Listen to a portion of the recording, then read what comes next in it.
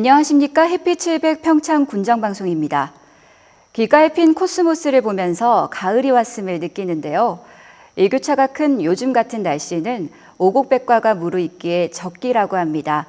올가을 풍성한 수확 기대하면서 햇빛 700 평창 군정방송 시작하겠습니다. 평창군이 지난 10일 내년도 군정 주요 시책을 논의하는 2013 군정 주요 시책 토론회를 열었습니다. 이 자리에는 150여 명의 관계 공무원이 참석해 군청과 직속기관, 사업소, 8개 읍면에서 발굴한 357건의 정책을 발표했습니다.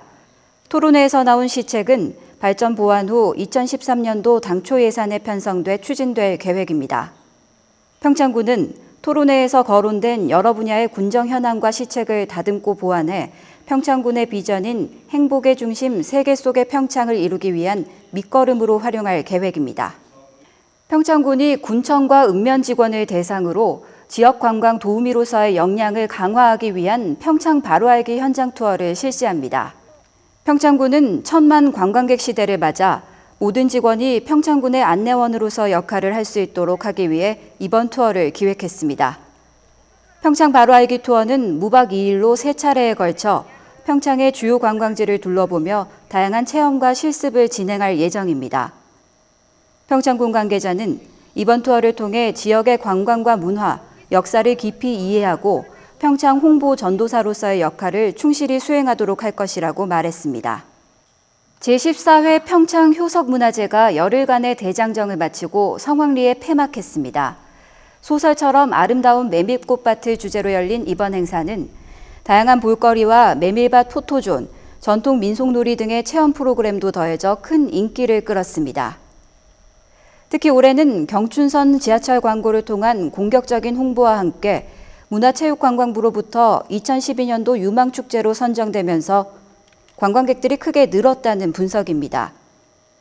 주최 측은 문학과 전통, 자연이 어우러진 효석문화제가 내년에 더욱 풍성한 내용으로 찾아올 것을 기약했습니다. 진부면 거커리 마을에서 생산되는 벨리 토마토가 올해 처음으로 일본 수출에 성공해 화제가 되고 있습니다. 벨리 토마토는 호르몬제를 뿌려 수정하는 일반 토마토 재배와 달리 벌을 이용해 토마토를 키우는 자연 친화적 재배 기술을 이용해 이목을 끌고 있습니다. 특히 일교차가 큰 해발 700m 고지대에서 생산돼 과육이 단단하고 당도가 높은 것으로 유명합니다. 장목방 관계자는 친환경 농산물 생산 기반을 조성해 해외 수출판로 확대에 힘을 기울일 계획입니다.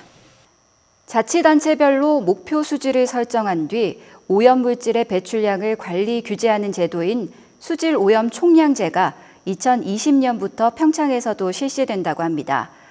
평창군의 물 관리를 효과적으로 하기 위해 각 분야의 전문가들이 모였다고 하는데요. 현장을 다녀왔습니다. 지난 12일 평창문화예술회관, 평창군의 물관리 대책을 논의하기 위해 강원도의 수질 전문가와 관계 공무원, 그리고 주민들이 한자리에 모였습니다. 평창군의 통합적인 물관리 계획을 세우기 위한 준비 작업이니만큼 참석자들의 표정이 진지합니다. 그래서 저희들이 이제 이 포럼을 통해 가지고 물이 이제 오염 원이라든가 앞으로 어떻게 관리해 갈 건지 이런 것을 원활하게 추진하기 위해서 포럼을 실시하게 되었고요. 포럼에서는 평창군의 물관리 문제와 해결 방안에 대한 다양한 주제 발표가 이어졌습니다.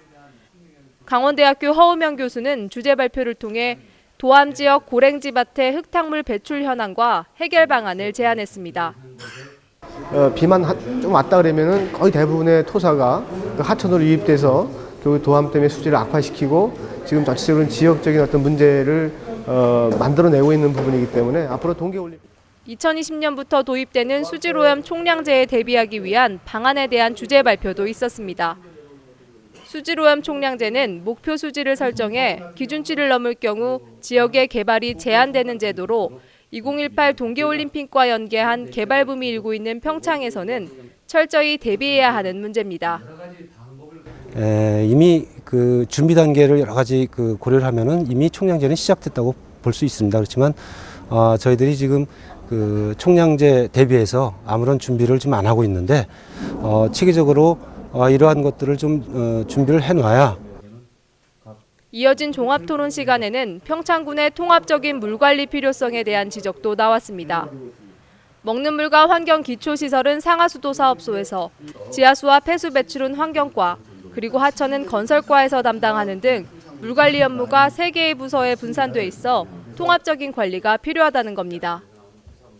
포럼에서 논의된 내용을 바탕으로 체계적인 물관리 계획이 수립돼 2018 동계올림픽이 환경올림픽으로 거듭나길 기대합니다. 햇빛 700 강민지입니다.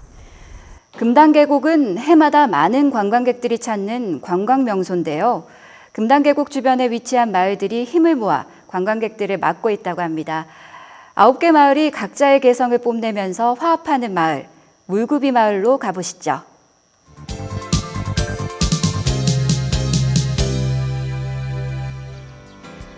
금단계곡이 9개 마을을 굽이굽이 돌아간다고 해서 붙여진 이름, 바로 물구비 마을입니다.